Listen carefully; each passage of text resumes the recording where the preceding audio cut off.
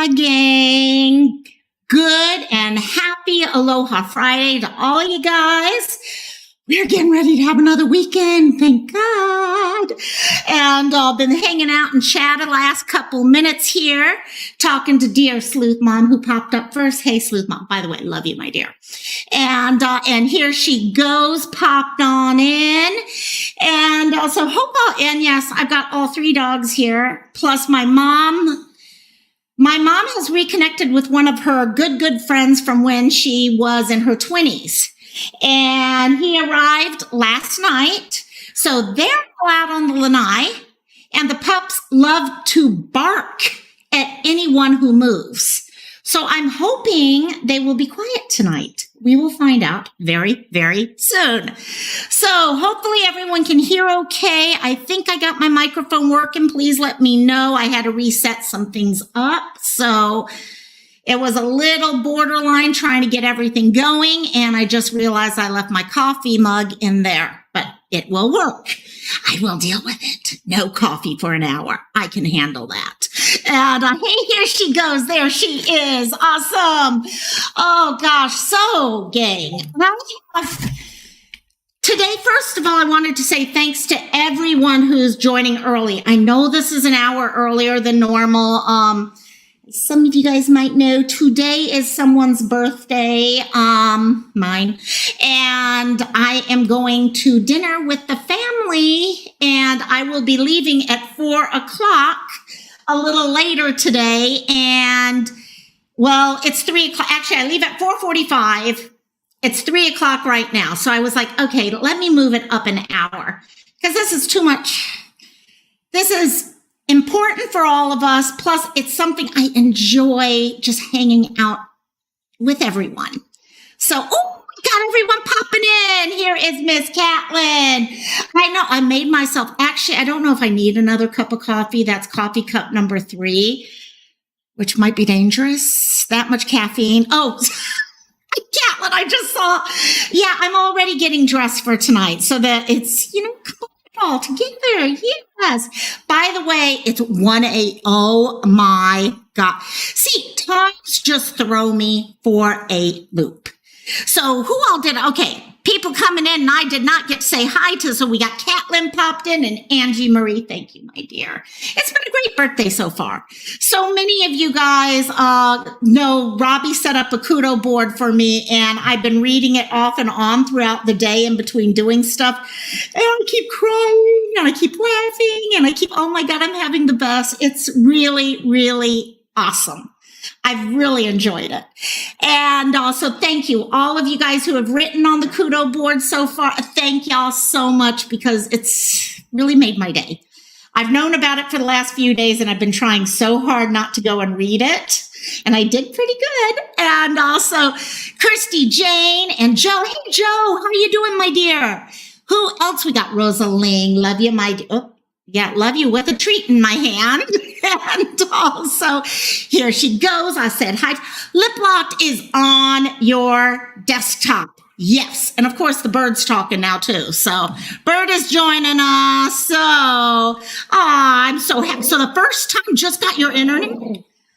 That's the highlight. When you can get internet and you can get off of your stupid phone, because phones, I'm sorry, 5G really doesn't do much different than other things at times. Maybe it's where I live, but phones just drive me crazy when you're online and trying to tag people and stuff like that.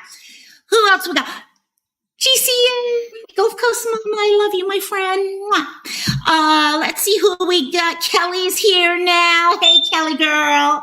And so, like I said, Fridays are... Okay, Monday is about us and the community, being out there, trying to help other people and stuff like that. Fridays is about making ourselves better, looking at ourselves, looking at how our lives intertwine with each other, how to make us, help us move forward on our own journeys. Because I don't know about you, but I'm on a journey. I've been on a journey since the day I was born, and I will be on this journey until the day I'm gone. And I'm trying to become better. I'm trying to learn how to work with people.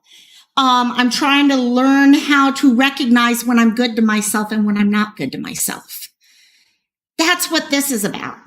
And then later on, we go into the fun for all of us as a community, Cantina. And yes, we will be having Cantina today. Hello, Miss Amber. Speaking of Cantina, voila, Miss Living Like Phoenix and Miss Rosalie's going to be helping her out. And Living Like Phoenix will be doing Cantina a little later today. And I'm really thank you guys because I'll definitely try to pop in at some point once I get home after dinner. But that's the only problem with the time zone thing for me. Is for me, like right now, it's literally 3 p.m. here.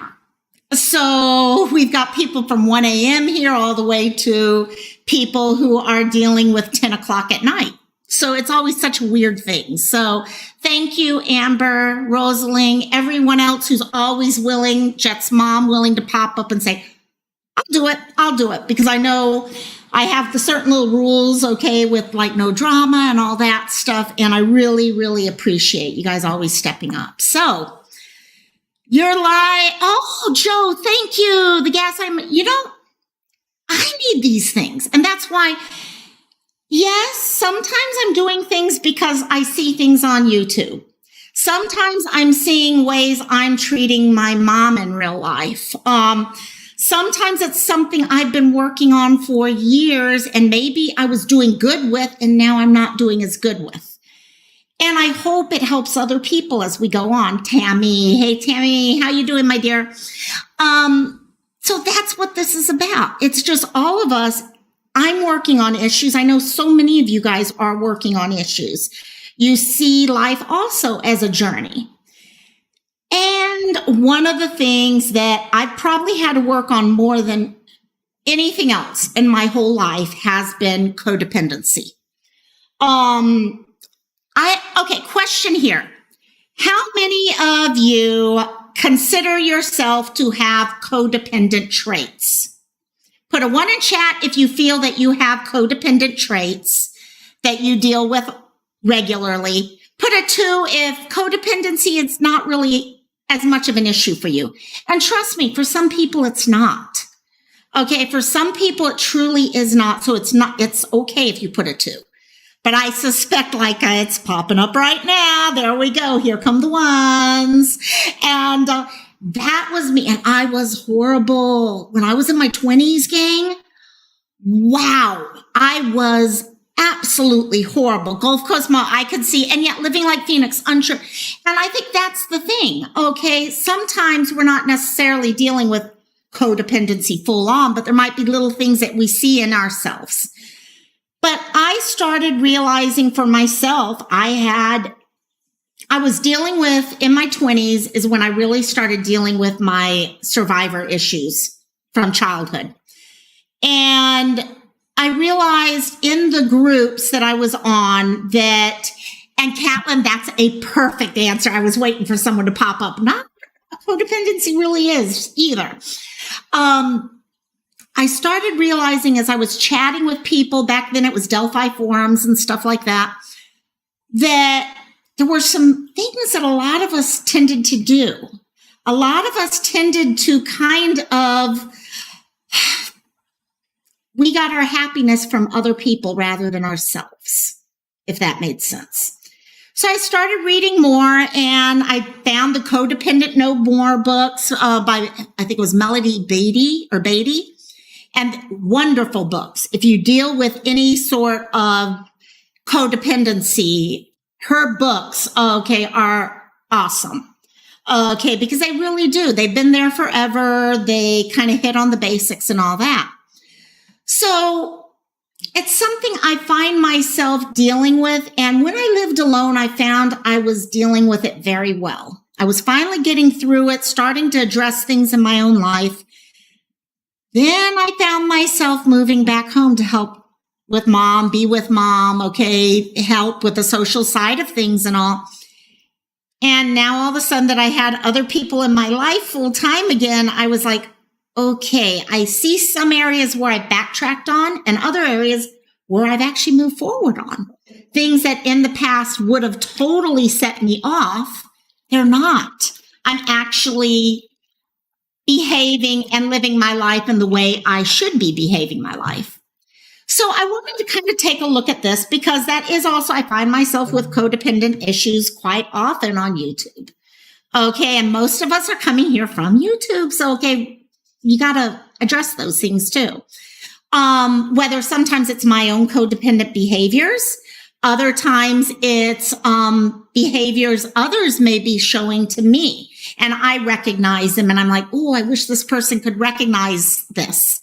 So it happens all the way around us.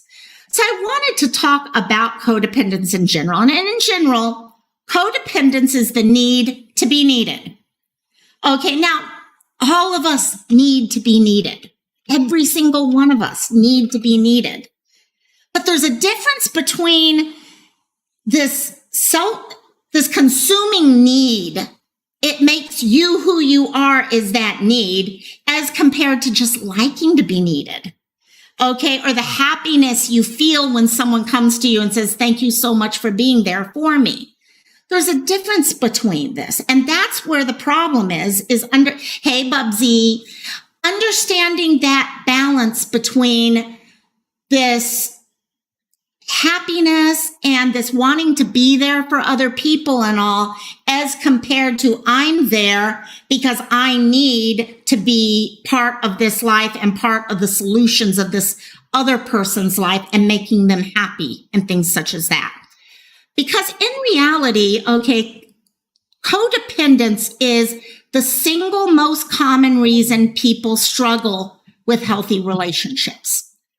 It's the one thing that most of us, I'm going to say, maybe not most of us in the general whole world, but in many communities I've been in, I have found it is very, very common. And especially when you're coming from a background that is a survivor issue, DV issues for those of you who've been involved in DV relationships, where you come from, using Rosalie and my favorite word, domestication. When you come from a childhood where maybe there's alcoholism or other types of addiction where the child is trying to support the parents or things like that. We all read all these different things going on. Over that time as a child, a lot of times people start trying to make other people happy because it makes their life easier. Okay. If father is alcoholic and is coming home and you've got DV in the family or something like that, you're all trying to placate him so that you're not having issues in the regular household, whether it be violence, mental health, whatever. And over the years, especially when it starts very young, you start getting used to this type of behavior and what pops up out of it. So what I wanted to do is today just kind of go through, like I do on most of these lives, walking on eggshells. Exactly, Sleuth Mom. Totally. And I wanted to go through kind of like the symptoms and then how you can address things. And in here, I am going to talk about, because one of the things that popped into my head when I started looking at all this is narcissism. We use the N word all the time. Narcissism. That person's a narcissist. Am I a narcissist? What about this? What about that? And the question comes, if your need is to be needed by others, what is the difference? So am going to address a little bit on that also, because what I don't want people thinking is when they see issues of codependence with themselves, that they equate that with narcissism, because it is different. It is different. Actually, it's 90 degrees. It's big time different. So let's take a few minutes to kind of just go through some of the symptoms, some of the things that you may find yourself doing if you do deal with codependent issues. So one of the first things that you often find is you feel responsible for solving other people's problems. Okay. You may have a group of friends. You may have a significant other that anytime they come to you with a problem, you feel like you have to solve it for them. Now, am I saying it's bad to feel? And this is why I'm going to keep saying this over and over. There's healthy side of this and there's unhealthy side of this. It's awesome to be able to be there with your friends and help them understand issues, help them figure things out for themselves and all.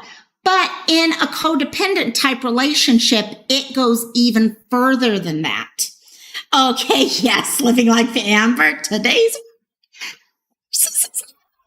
and so yeah, someone who is dealing with this often is. It's like, oh my gosh, yeah, so-and-so's got a problem. I got to solve this. Oh, that didn't work. What else can work? Okay. And it's not that you're feeling like you're there to help them. You're there because you feel like you have to help them. You need to help them. If you aren't there to help them, you know what? They may leave you. Because you know what? That's all you're good for is to sit there and help them. That's your job in the relationship. Hey, Siren, you made it out of work. Yes.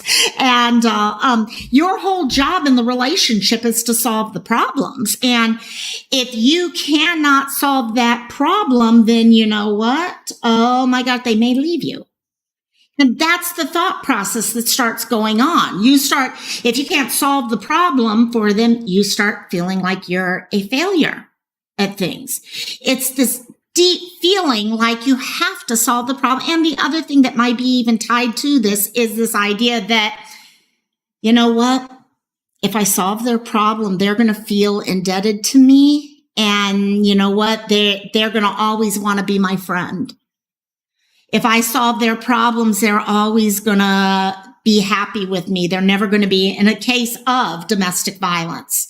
If I'm always solving their problems, if I'm always there for them, if I'm always doing all this stuff for them, then you know what? I don't have to worry about everything else that might happen. So that's one thing to take. The other thing that often is you can't say no. This was my biggest issue. I was a yes person. If someone asked me to do something, I did it. Why? Don't ask me. Because half of the time I was exhausted. Half of the time I didn't even know what the hell I was doing. But someone asked me to do it and I felt an obligation to do it. I felt like, well, if they are asking me to do this, I need to do this. They're not going to understand if I tell them no. They're going to think I am against them if I say no. So what you find yourself doing is, yeah, Joe, exactly. And you find yourself giving more to the relationship than you're getting. And this may not be all the time. It may be in bits and pieces of things. And that's why on everything we talk about, you have this whole spectrum. Everything's not black and white in life. Okay, there's these spectrums, all these gray areas you have to figure out. But a lot of times you find yourself, okay, especially in certain relationships, you're giving, and they are never giving back to you. Okay, I know there's a couple of us in here who love the term Captain Save-A-Ho. Okay, that's me. I'm always there. Now, the difference is, are you there because of this is a friend of yours that you're there for and you're in a good place where you can help them right now? Or are you helping them even when it is hurting you? When you feel your blood pressure going through the roof, when you feel stressed and like, oh my gosh, I have all this other stuff going around, but I'm focusing on this person's issues. My issues can wait till later. Okay, that type of situation. Those are the things you're always wanting to look. Yep, where's my cape, Sleuth Mom? Exactly. We're all super women here, super women and super men here, totally. And I'm sorry if you hear the bag. I keep having to grab treats out for the dogs each time they bark just to be safe. And also, you also might find it impossible. Okay, by saying no to someone, one of the things we tend to find ourselves doing is we keep saying yes. We keep doing things. We know down deep there's something wrong here. We know we should not be doing this because we're hurting ourselves, and we know we're hurting ourselves. But there's always this hope. Well, you know what? Maybe they'll realize this, especially in an abusive relationship.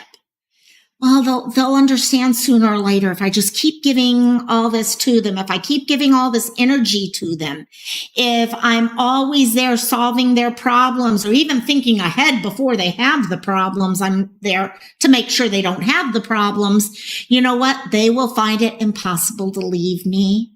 And guess what? I'm finding it impossible to leave them, because if I leave them, their whole life will fall apart. And then it's my fault because their life has now fallen apart. And if I had just stayed there from the beginning, then they would be totally fine. So we put ourselves in this position where it's almost an all or nothing. Okay. It's all give, and nothing returned. Nothing to tell yourself that you're worth it or anything on that level. The other thing, this has been a rough one for me as I came across this. You start to expect recognition for what you do. A lot of us, when we are codependent, we're doing this again. You get your happiness from other people recognizing you. Okay. Your belief in yourself comes from other people believing in you. So if you are not getting recognition for what you're doing, then you start, hey, Cassie, come here. If you're not getting recognition for what you're doing, then you start questioning, well, maybe something's going on here. Maybe I'm not doing the right job here. Maybe I am just screwing all this stuff up. Let me switch to treat number 2, which is a Cheeto. They see people outside right now. They want to go outside. Cassie, come here. Come here. Let me grab my dog real quick. I got her. There. Now let me do this. Sorry, gang. I am hiding the dog's view of outside. And see, you know, you can shut them up. So yeah, so you get this thing of, I need to make sure if people aren't recognizing me, then maybe I'm not doing the best job I could be doing. And if they're not recognizing me, sooner or later, they're not even going to realize I'm there anymore. I'm not doing any good for the relationship. So you start looking for approval rather than just living your life. Okay, rather than them making you feel good by saying, oh, Loco, that was so sweet. That was the sweetest thing you ever did. And oh my gosh, that was so nice of you and everything like that. Instead of me being able to say, Loco, you know, you did a good job with that. That was, you know, you put yourself out there and you were able to help someone out. Okay, you know what? These are new skills you're learning and stuff. Instead, you're waiting for that person to drop the comment. Now, I'm not saying comments aren't great. They are. We all know they're great, but the comments are something. It shouldn't be that comment is all that matters to you, because you should believe in yourself just as much, if not more, than those people who are believing in you when they give you that comment. So I just figured out what she's trying to get to. More Cheetos. See? A dog loves Cheetos. And so next is, and this was another, I'm a control freak. I've been a control freak all my life. How can I be codependent to be a control freak? That's what threw me. When I first started reading the books and stuff, I was like, okay, this doesn't make sense, but you know you have to be in control of everything. So you're not giving other people control because you're always in control. But I had totally forgotten to step back and take a look at why I was always in control. Okay. Being in control meant that I had value to other people. Because if I was in control, then you know what? Maybe they couldn't do without me. And if they can't do without me, then I have meaning in people's life. So I kept pushing for that control. Okay. And everything just started coming together with that. I didn't want to be left out, because if I'm in control and people depend on me, then they're not going to leave me. Because that's the biggest fear. Most of us who are codependent, our biggest fear is being alone. And because being alone means we have to depend on ourselves. And we have to know our worth from who we are inside. You may find yourself doing things or acting in ways that you normally wouldn't to avoid conflict. Okay, being in control again. If you're in control, you are doing things to make sure you get the solution you want at the end. Now, you don't want conflict. Okay, so hey, Pia, come here. You don't want conflict. You don't want people upset with you, because then you know what? You may not be someone they want in their life. If they're upset with you, they may leave you. So what you do, you find yourself doing things or saying things in the way that person wants you to say them, just so that you don't risk an argument or them leaving you, or something on that level. You actually may find yourself hiding your own feelings to prevent that conflict. I don't know how many times, yes, we all know there's the certain things that we never, ever talk about in public. We don't talk about, religion, the news, politics, those types of things. You know how we talk about all that? Well, I was the queen of not wanting to talk about politics. My political views a lot of times don't match many of the people that I'm really good friends with. And when I was younger and dealing with a lot, and even still to this day, honestly, I find myself not wanting to talk about those things because I am scared it's going to cause conflict and people might start second guessing whether or not they want to be my friend. Forgetting, who cares? A person doesn't like me or dislike me based off of that thought process.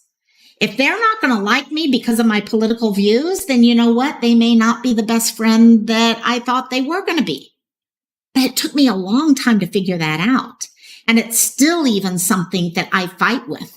I'm not as bad. I remember a time where I would actually say I agreed with things that I totally did not agree with. Things that I was staunchly against. I would sit there and say, oh, yeah, no, I agree with you. I think that should be that way. And I'd be so mad at myself. But as I started realizing where all that was coming from, it made it easier to address. And so that's something that we find quite often. Another thing is that often, to trust yourself, to truly trust yourself, to make decisions, to talk, to trust who you are, not who a person wants to see.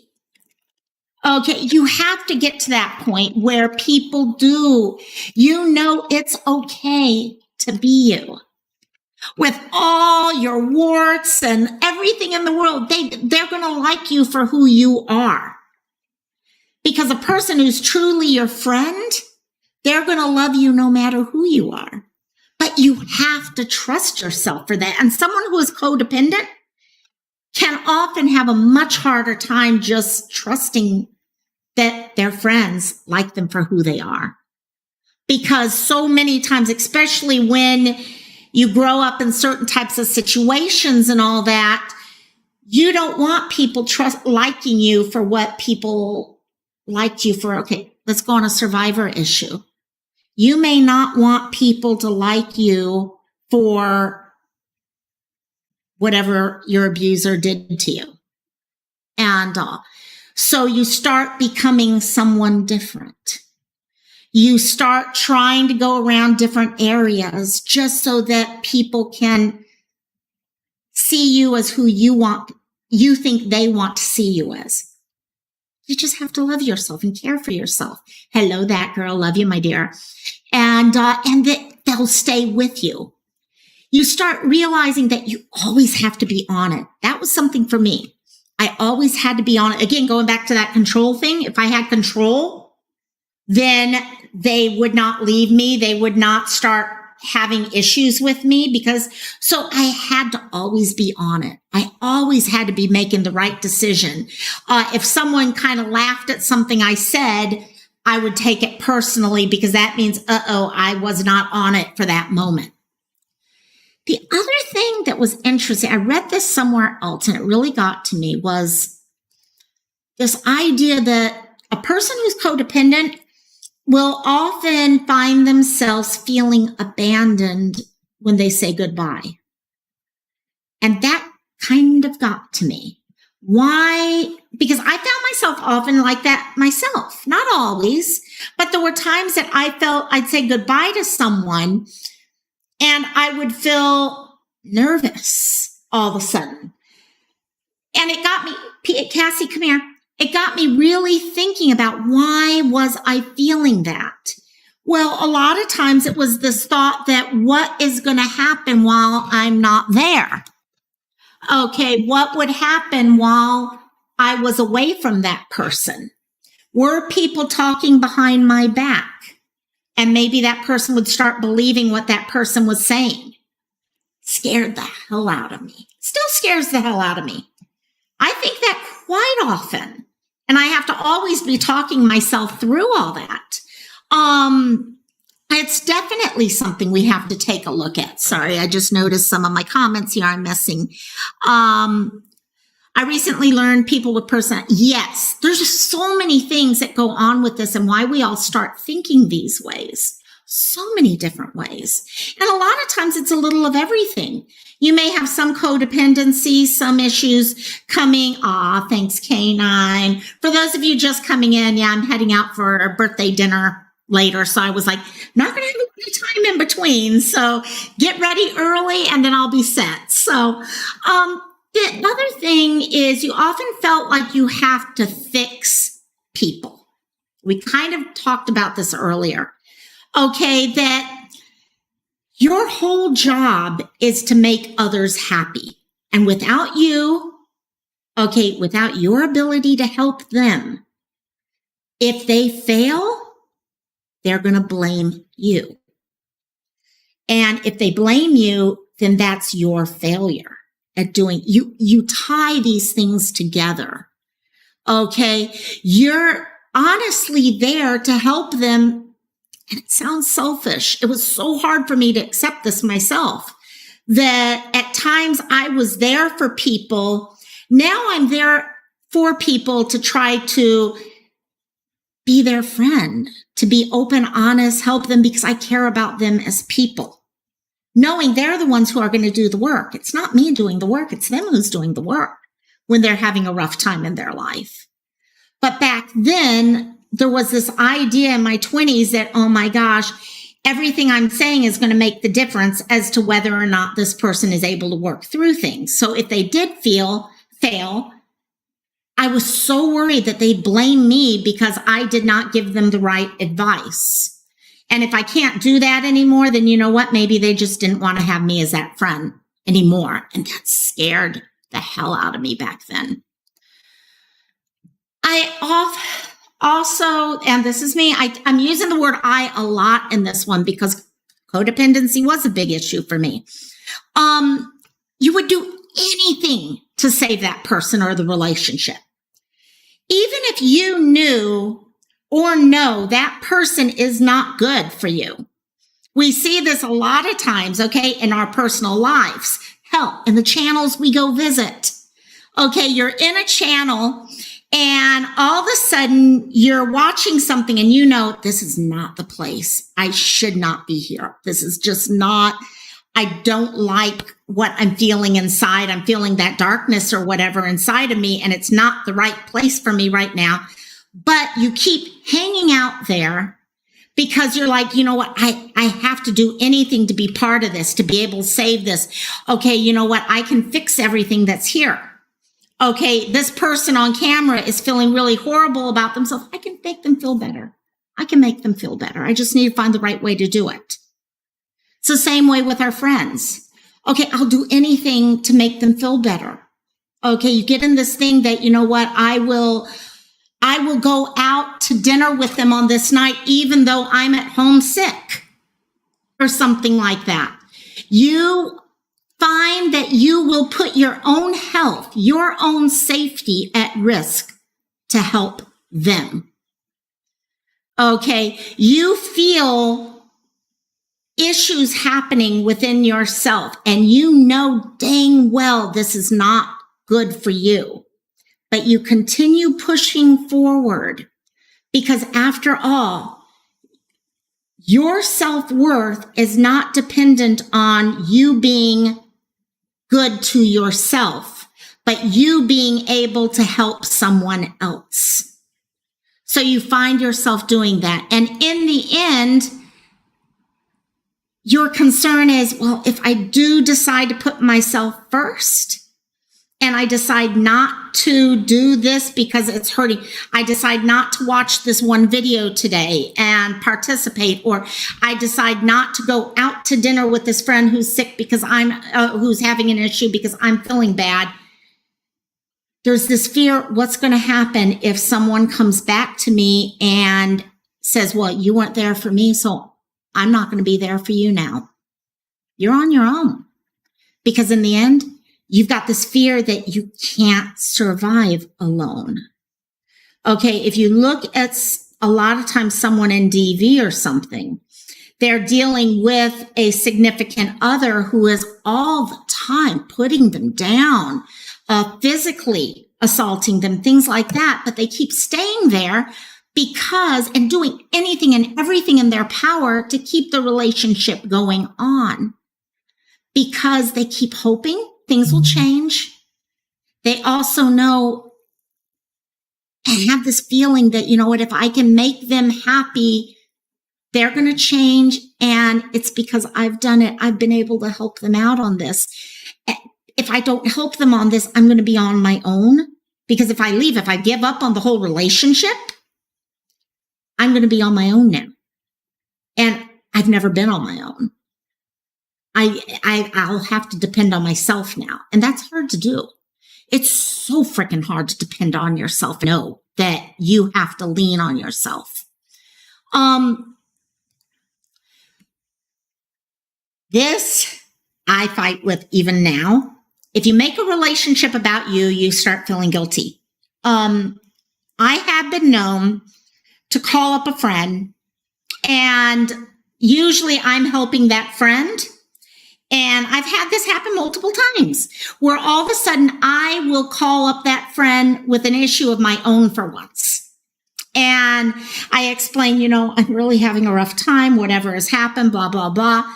And the person is like, oh, yeah, okay. Oh, you know what? I had the most horrible day at work today and everything like that. And all of a sudden in my head, I'm like, oh, okay, my friend's having issues. I got to help them out. I've got to be there for them. Yeah, I'm having issues, but you know what? They're the priority right now. I've got to make sure I'm there for them right now. And that's something that in codependence, you find yourself all the time dealing with. Okay. If you've got a problem and you go to your friend and they pop up with problems, you're going to give up your problems to deal with theirs for one main reason. They may get fed up with you. They may leave you. If they leave you, you're alone. All of these connect up. And so it's this whole idea, and we're going to talk about what to do when you're recognizing these things. Okay, recognizing the boundaries, recognizing your self-worth, things like that in a few minutes, because that's what it comes down to here. It's also very often hard to express what we want and need. Okay, a lot of people who are codependent, like I said, come from a childhood or a youth where you were trying to take care of other people rather than them taking care of you. Okay, whether that be on a teacher level, parent level, friend, whatever it was, you were always taking care of others. What that does, though, over time is it becomes harder and harder for you to be able to explain what you need. So even like in that last case where you go up to your friend with your concerns and what your problems are at that time that you need to talk over, and they change the subject to them, part of you is almost relieved because you're like, okay, that's good, because now at least I don't have to explain what I'm going through, because I really don't know how to explain it without it sounding like it's all about me or that I don't care about other people or stuff like that. So no matter what, you start finding yourself in that place where you can't do that. You don't know how to let people know what it is that you need, what it is you want from a relationship. And you only matter when you are needed by them. So in the end, it doesn't matter if you can explain all this stuff to them, because in the end, they're the ones who need to tell you what is needed so that you can give them back what they need, because then you're getting what you need.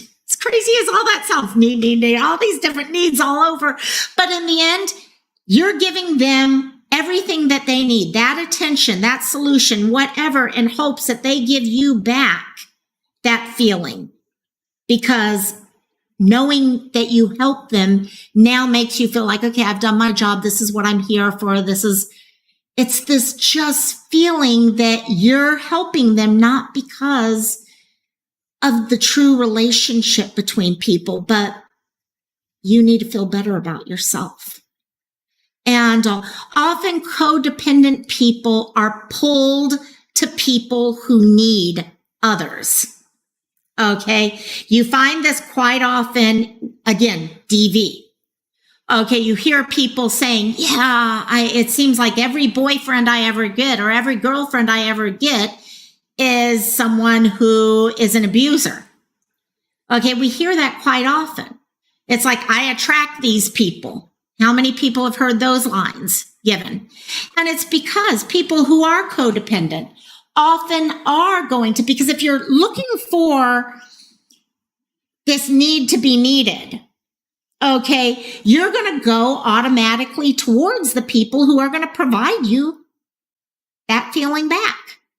So if you know someone is going to need you all the time and be complaining all the time about this, or always having issues that you need to stand by them with, you're kind of pulled towards them to begin with, because they're giving you what you need to begin with. And so as we've gone through this, I mentioned at the beginning, a lot of people, and I was one of the first ones, when I got into this, I found myself asking the question, am I a narcissist? Okay. When a codependent person starts accepting bits and pieces of this, because you're always thinking about, well, you're helping other people to make yourself feel good, so that must mean I'm a narcissist. Yeah. Okay. Because that's what narcissist does. Narcissist is only about themselves. So I must be a narcissist, right? No. And that's the thing. So many times a person who is dealing with this starts thinking of themselves as a narcissist, when in reality, a narcissist is coming from totally different areas. Hey, Iris, love you, my dear. This was actually, okay, I wanted to bring this up. Let me pull this down so you guys can see it better. This comes from Lisa Romano's website. She has some great YouTube channels, by the way. And this was one thing I found, and it really explained the difference in thinking, because that was a lot of times where I'm coming from, is I'm trying to figure out what is healthy think. Okay, what is codependent think? And also looking at something like this, it truly did help me. Okay, someone who is narcissistic would be going by and thinking, okay, people are below me. I'm superior. I'm above everyone on all levels. Someone who is codependent is everyone is better than me. I'm not good enough. I'm only good when people are telling me I'm good. So you're seeing a total 180 there. Okay, a narcissist is at the top. A codependent person sees themselves at the bottom. and needing everyone from up here to pull them up. And now a healthy thought process is, I'm not perfect, and that's okay. Nobody's perfect. So you're acknowledging as a healthy think that it's okay to make mistakes. It's okay to have to struggle. Because that's a lot of the times as a codependent person, you don't want to feel that struggle. Okay, you'd rather focus on the other struggles out because you don't know how to put the words together a lot of times also. So the next thing, okay, narcissist is entitled. Okay, they feel very, very entitled to be treated better than everyone else is treated.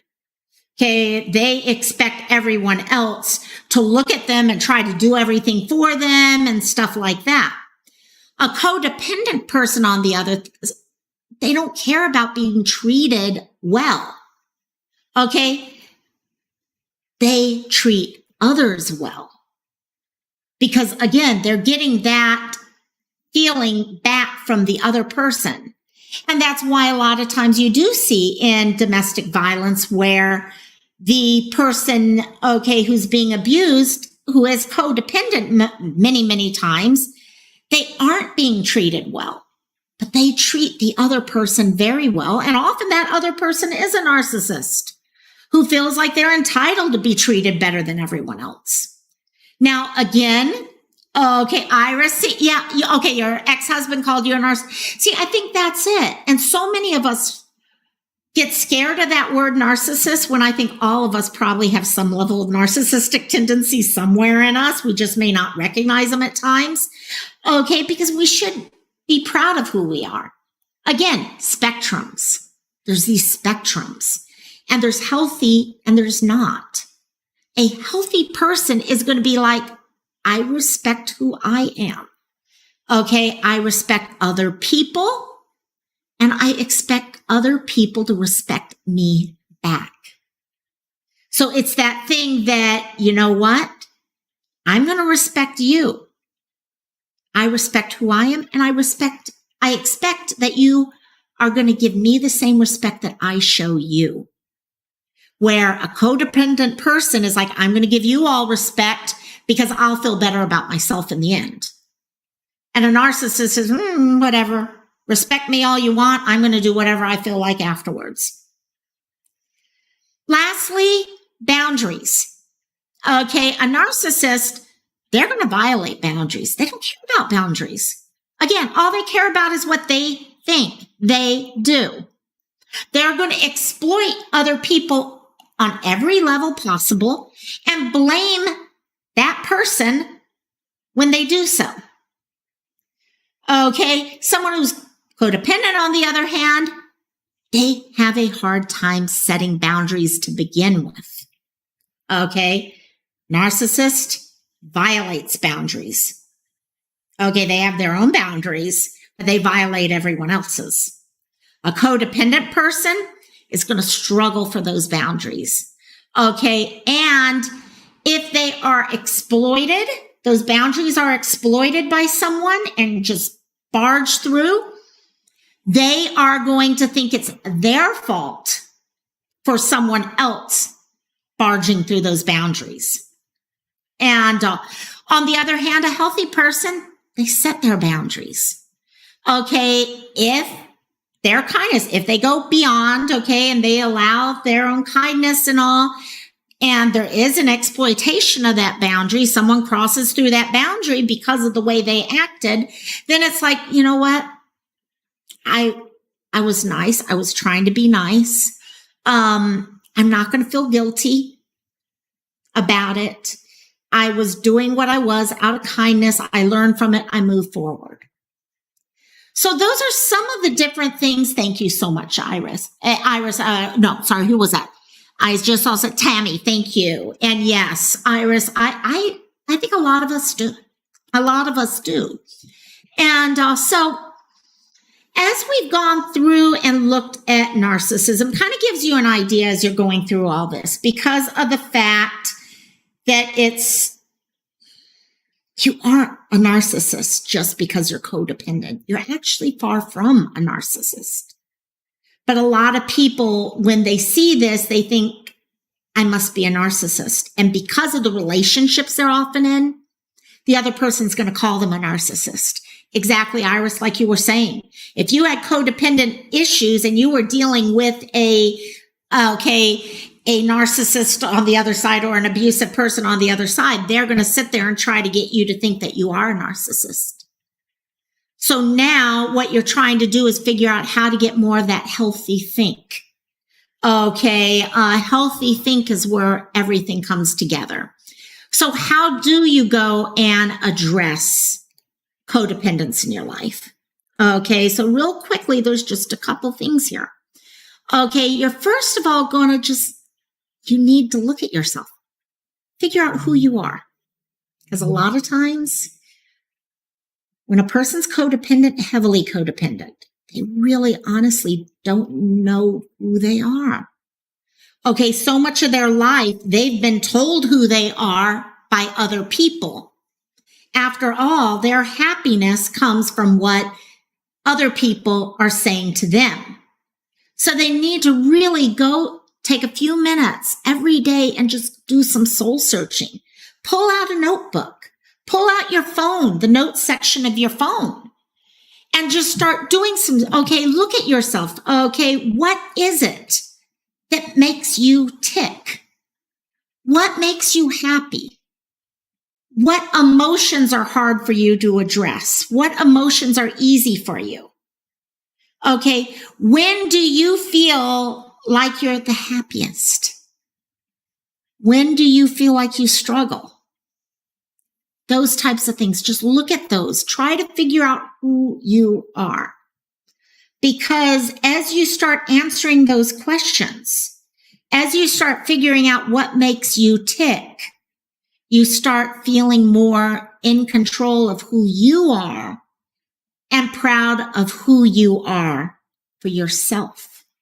You don't need someone else to come in and say, thank you so much for stepping up to do this, this, and this, because you know you've already done something.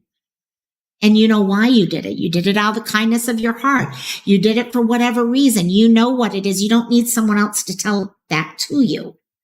And next, look at the boundaries. And we keep sorry, dogs are going crazy again. Hey guys, treats.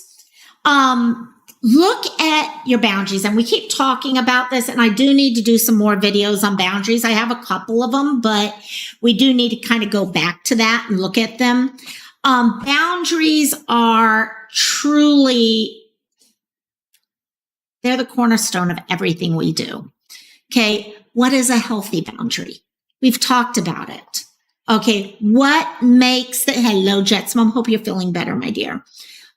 What makes a healthy boundary versus an unhealthy boundary? Because there is such a thing. A lot of people feel a boundary is a boundary is a boundary. All boundaries are equal. No. I have seen and I have created many, many unhealthy boundaries. Boundaries I put in place to protect me from growth because I felt comfortable where I was. Okay, so boundaries can definitely not be healthy. Okay, one of the things that someone mentioned to me is when you're creating a boundary, you can tell if it's healthy based off of how it leaves you feeling. Okay, how do you feel when dealing with that boundary? Okay, physically and emotionally. Okay, so let's go back to YouTube again, because it's probably one of the easier ideas I can explain out. When you're in a chat and all of us have that boundary, and each of us, our boundary is at a different level for those chats as to whether we stay in the chat or we leave the chat. You're finding out for yourself when you're developing that boundary as to whether I want to be there or not. You're deciding it based off of how you feel.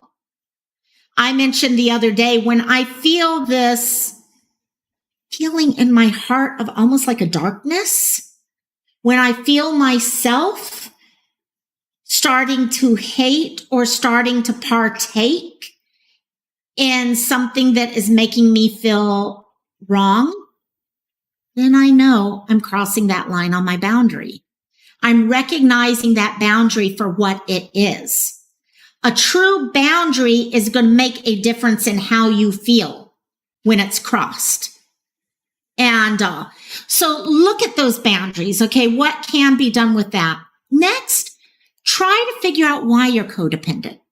Again, like I said, most of us have past experiences that have led to this.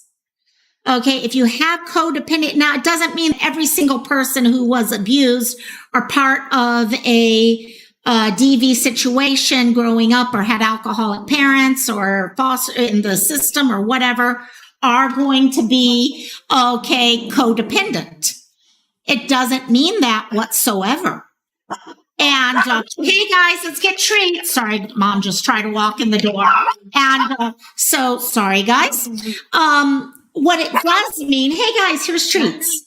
It means that many times those, hey guys, I got treats, big treat.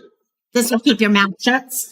So looking at those past relationships, okay, because a lot of times we did have something. Maybe there was something within school. Maybe you found yourself in school where you were part of wanting to be the in crowd and you were always having to fight to try to become accepted by that in crowd.